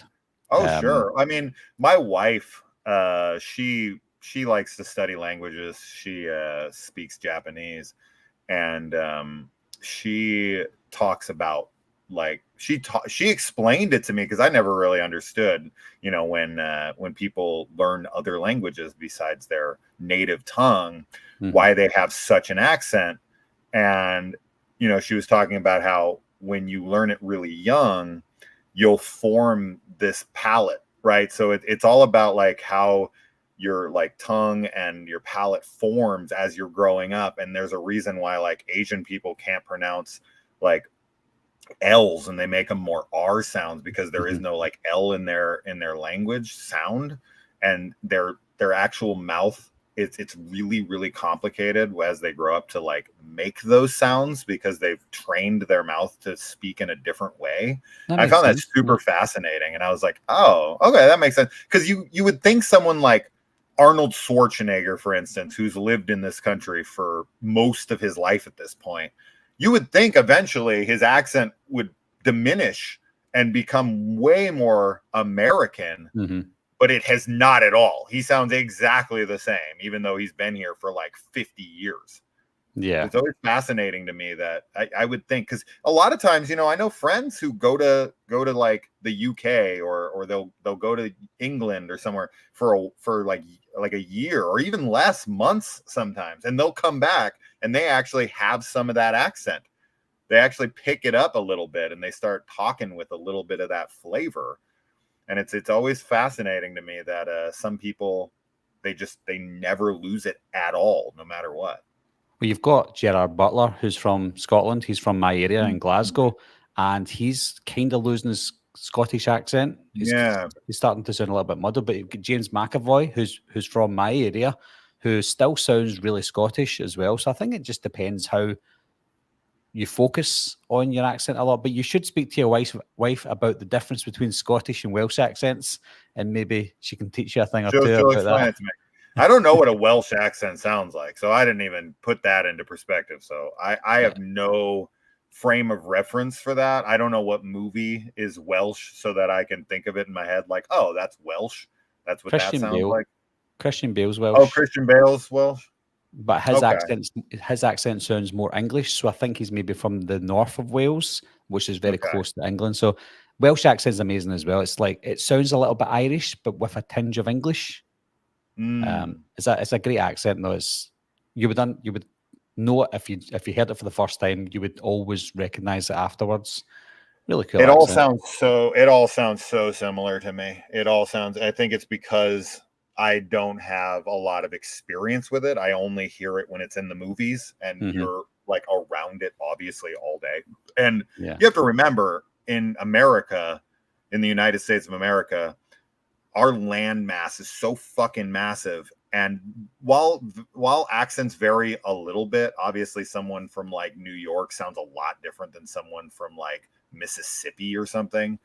I find that you guys have this thing over in Europe where there's like a different country every border, and everybody's so fucking different. And there's so many different languages in such a small area, where you can go from like Germany to Italy to like, and they're so wildly different. And here everyone speaks English, and everyone, like, you can basically understand everybody, and their accents don't vary that much. You can be like, oh, you're kind of this, you're kind of that. But we don't have a lot of exposure to, outside of the movies. I don't really talk to people that much that have much more accents than just down in Texas or something. Yeah. You know? But at least you understand me. There's people who don't understand me. Oh, yeah. You know? Yeah, no problem understanding you at all. Yeah. I do have one more. One more that I want to say, because I've kind of left, well, I wouldn't say I've left the best to last. However, I do think... Oh, this is the one I'm going to say, like, that's a main character? Yeah, I think you might say this is a main character. Again, I personally don't believe it's a main character, but you may think so. So I'm going to put it up and you can let me know your thoughts. So this character is from Halloween Kills, specifically because they do appear in Halloween 2018. And it is Cameron. Oh, okay. Yeah, no, that's yeah. Okay? I think that's fair. That's fair. Yeah. So Cameron, for me, is very similar to Brady, only he has a longer arc. In Halloween, he was this guy who cheats on Allison. Nobody likes him. I actually did like him, to be honest, because he was a player. But people hated him, and I didn't mind him. But then when Halloween Kills came, I wasn't sure how I was going to feel about him, but he was amazing all the way through the movie. I never shed a tear, but I almost shed a tear when he died, because I needed him to survive. He was one of the most disappointing kills in the whole franchise because he deserved to live. And I do believe if he lived through Halloween Kills, they wouldn't have needed to create Corey Cunningham. They could have made Cameron the Corey Cunningham of that movie, make him go down a dark path, do all the wrong things, and become the new boogeyman. And he's been in it since the beginning of the David Gordon Green trilogy. That would have worked for me. However, it didn't because he died. But Cameron, to me, is like the Uber Brady. He does everything better and everything worse than what Brady done. What are your thoughts on Cameron? Did you like him? So I definitely don't think I don't think he does everything worse than Brady, because Brady is full on cheating. He is like over at her house. He's rolling around on the, in front of the fireplace, taking her top off. He is about to have sex with her. He's all in. He failed. With this kid, he has that tiger girl that's, I think is part of your picture. She's hot as hell. She goes in and kisses him, and he kind of kisses her back, and he's a dick about it. But that's like, it's cheating 100%. I'm not saying it's not, but he's at a thing by himself. This hot ass chick leans in and kisses him for a second. That's nowhere near the level of purposefully going over to Kelly Meeker's house, making out with her on the freaking carpet, taking his pants off, trying to hide it from his girlfriend. No fucking, he's a much bigger cheater in my opinion. But anyway, I'm glad you brought him up, because he was who I was also trying to think of when I was thinking of like the characters with arcs. Mm-hmm. But I couldn't remember his name in the moment. So I am glad that you brought him up. But yeah, I would rather him be Corey Cunningham? No, because I love Rowan Campbell as Corey Cunningham. He's one of my favorite performances in the franchise. I don't think we have a lot of wonderful performances in this franchise. We have a lot of memorable characters, but people who give legitimate, excellent acting performances in this franchise, I think is a little scarce. Especially in the David Gordon Green trilogy, because Halloween Kills has some really corny dialogue that's delivered pretty terribly by a lot of characters. I think that's the corniest of the three when it comes to line delivery. But I think Corey Cunningham is I think Rowan Campbell's performance in that film is definitely top tier. I think it's top 3, top 4. I really like Allison as well in that. I think she's excellent. It's my favorite iteration of Laurie in the new trilogy as well. I really like her performance in that. So would I have liked to see him as Corey Cunningham? No, but on the flip of that, would I have liked to see Rowan Campbell as Corey Cunningham from the beginning as Allison's boyfriend and have that arc to survive, to have the arc? Yeah, I think that would have worked really well. So I like the idea of mixing those characters together, because I've said from the beginning, I think Corey Cunningham's character would have been accepted better had he been introduced earlier in the trilogy, and making if he wasn't a character at all, and you didn't know Rohan Campbell at all, you wouldn't have known about Rohan Campbell. He was definitely the best character in Halloween Ends, but if you didn't know about him and he didn't exist, Cameron going on to the third one to become that Corey Cunningham, would it have worked? Cameron's too wimpy for me. He's too femboy. He's a very pretty boy, and he's got a very basic build to him. I don't think physically he has the prowess as to where I feel like Rowan has a much more manly physique to him. Some people see him as smaller, but I don't. When that guy, because another really great scene in that movie, I love everything about Halloween Ends. I just love that film through and through. But I love the scene where the dad pulls over and he looks down into the window and he's dead in the eyes. And also the scene when Allison is at dinner, or the dinner with him, and the ex-boyfriend who, what the fuck, another one of those Spitz type characters where I'm like, no way Allison's fucking that guy. No way. Anyway, he walks over, and when he stands up on him, if that was Cameron in either of those scenes, no way I'd buy it. I'd buy it. He's way too femme for me. So maybe he could have surprised me, but I don't think so. So if you had Rowan Campbell as him, as Cameron from the beginning, as that actor, as Rowan Campbell, I think maybe that would have worked, but not the actor that we have. No. Yeah. No, that's fair. Unless Dylan Arnold, who plays Cameron, unless he bulked up for I the only movie. like alpha males. Bullshit. Yeah.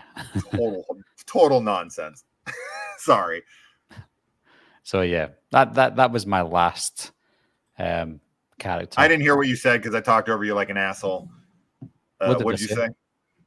Sorry. I said if Dylan Arnold played Cameron and then bulked up for Halloween Ends, made himself bigger, then possibly. You never know. Because Dylan Arnold's in a few movies that are coming out that are maybe Oscar bait.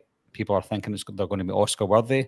So I think he's got a good future, Dylan Arnold, and so is Rohan Campbell as well, if he gets picked up in any films, because both of them, for me, were two of the best actors in the David Gordon Green trilogy. They both done their parts well.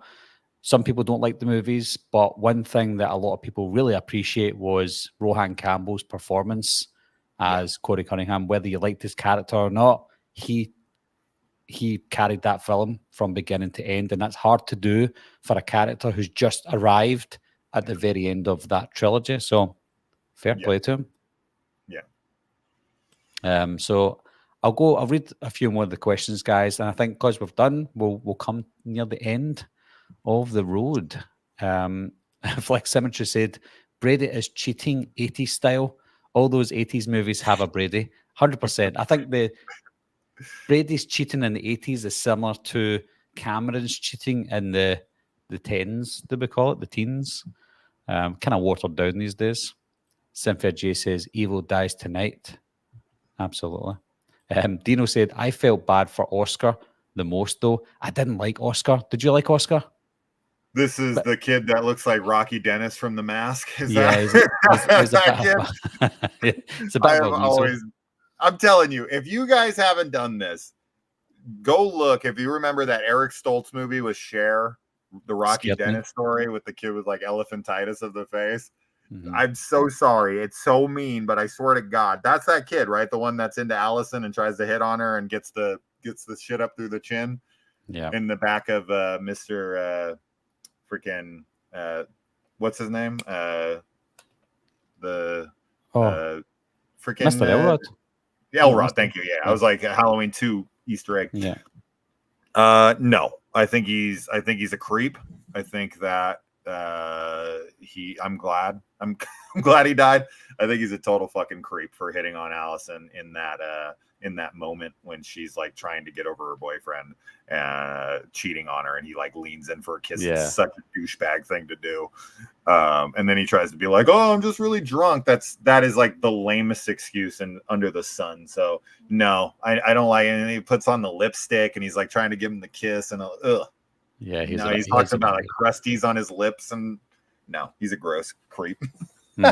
Absolutely. Yeah, not a fan.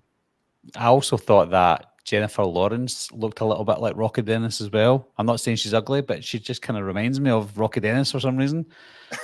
Jennifer Lawrence? Yeah. No, in some scenes in some films, I'm like, you look like Rocky Dennis a little bit. What? That's crazy. I'll have to look. That's funny. Search for it and you'll see a resemblance at some point. Flex Symmetry says, coming from a 30-year law enforcement career, so we tend to be a little harsh.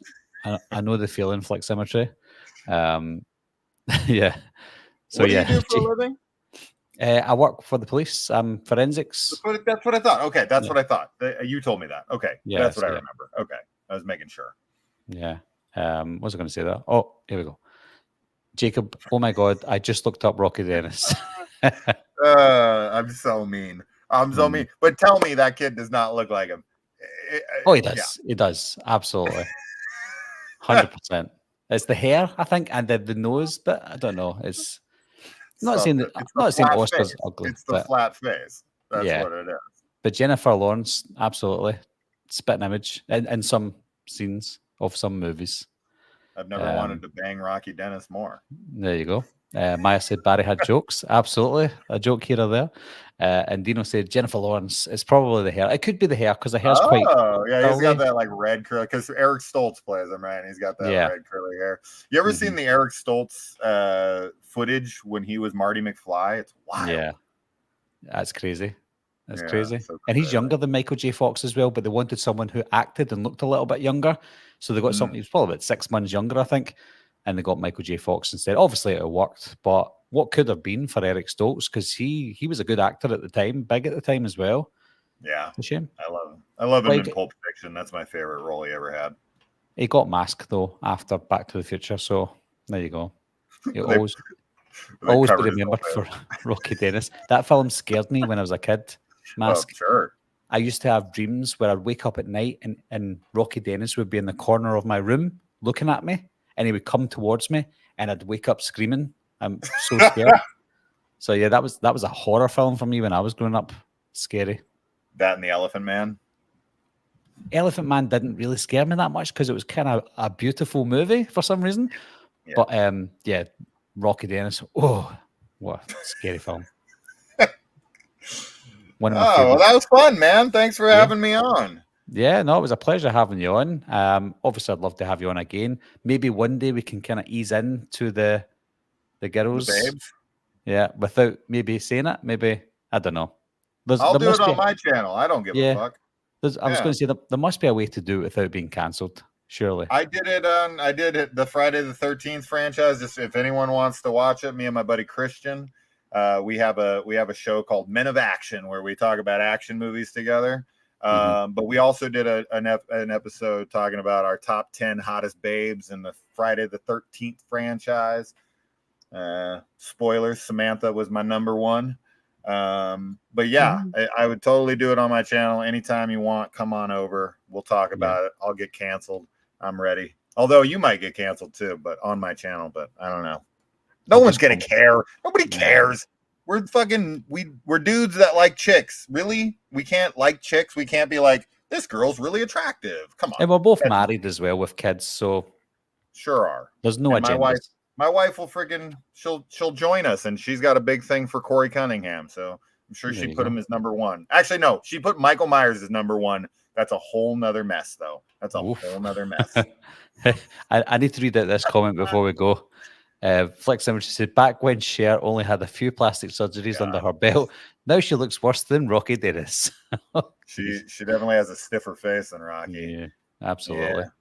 Yeah. So before we go, Jason, if anyone who is watching is not subscribed to Jason, where can they find you? Right, like it says under my name, Sinister Cinema Reviews, right here on YouTube. I'm also on Instagram. You can follow me on Letterboxd. I watch a shit ton of new horror. So if you're looking for like somebody who covers a lot of the new stuff that a lot of other people don't, I try to be pretty diligent about that. Just for context, I've already watched 92 2024 horror films this year. Actually 93, because I don't think I've added the one I was going to review after this. Yeah, so 93. So I'm almost at 100, and we're only halfway through the year. So I cover the stinkers, I cover the big movies, the little movies, and I'm pretty fair to all of them, honestly. I don't have a preference over like indies versus Hollywood. If it's a good movie, it's a good movie. Yeah. And I have over 3,300 videos to boot. So if you like horror and you ain't subscribed, then what are you doing with your life? There you go. There's lots of content. I'm going to leave a link down below anyway to your channel. So if anyone's interested, click the link down below or search Sinister Cinema Reviews and his channel will come up for definite. And shout out to my wife, who is my co-host. She came in a little later in the game. I was doing it for about 5 years without her, but she's been on the channel for the last like almost 3 years now. So she's typically here with me, but she's at work right now. So before we go, I would like to also answer Cynthia's question with you, because I'm curious on your answer to this. This one. Yeah. What horror movies are you looking forward to? Initially, it was just the usual ones. However, after seeing the Maxine trailer, I feel like Maxine is the one that I'm looking forward to most. I'm intrigued by Smile too, but watching the trailer for it yesterday, I don't know if it's going to be a little bit too much for me and less intimate than the first movie, but I'm still intrigued by it. But I would say Maxine is the one that's in top of the list for me just now. What about you? Oh yeah, ton. Those two for sure. Those are big hitters for me. Long Legs is probably my number Oh yeah, one. yeah. Maxine's number two. I think the Long Legs campaign, like marketing campaign, has been the greatest marketing campaign in horror I've ever seen. I think that they're doing it perfectly. They've given away zero about the movie, but I've never been more intrigued by a film. I love Osgood Perkins as a director. I think he has some really amazing visuals with Blackcoat's Daughter and Gretel and Hansel. And I can't wait. Obviously, he's the son of Anthony Perkins. And I love to see his addition to the horror genre. So Longlegs is top tier. There's a lot of really exciting horror projects coming out this year, from Alien Romulus to M. Night Shyamalan's new movie Trap, which I avoided the trailer for because I want to go into that one blind. But yeah, I'm really excited for a lot of movies this year. I think we've already got a lot of super strong films so far. Nosferatu, of course, Robert Eggers, big fan of his. So really looking forward to that. I wish Anya Taylor-Joy was in that instead of Lily Rose Depp, but I think she's cool too. Yeah, there's a lot of like lower budgeted things too that I'm looking forward to. But man, this is a very exciting year. How do you feel? Last question. How do you feel about this like weird notion? I don't know if you get this in your comments much, but there seems to be this like weird trend that's been going around. And I think this is just from like toxic people who like to go on the internet and bitch. But I've seen so much of it recently that I'm curious on your take. There seems to be a lot of hatred towards modern horror. And so many people come into my comments that are like, there hasn't been a good horror movie in 10 years, 20 years. Horror movies are shit now. And it's like, number one, why the fuck are you constantly going to horror comments to say you hate a genre that you should have given up on? If I hadn't seen a good horror movie in 20 years, I would not be watching them anymore. Yeah. I have better things to do with my life. So I find it very odd that there's people who frequent horror chats, horror threads, horror communities to just talk shit about every movie they watched over the last decade. Do you get a lot of that? And like, because I personally think that the 2010s, this is a bold statement that I've made on my channel, and I will defend it to my death. I feel very strongly about this. I think that the 2010s is the greatest decade for horror, period.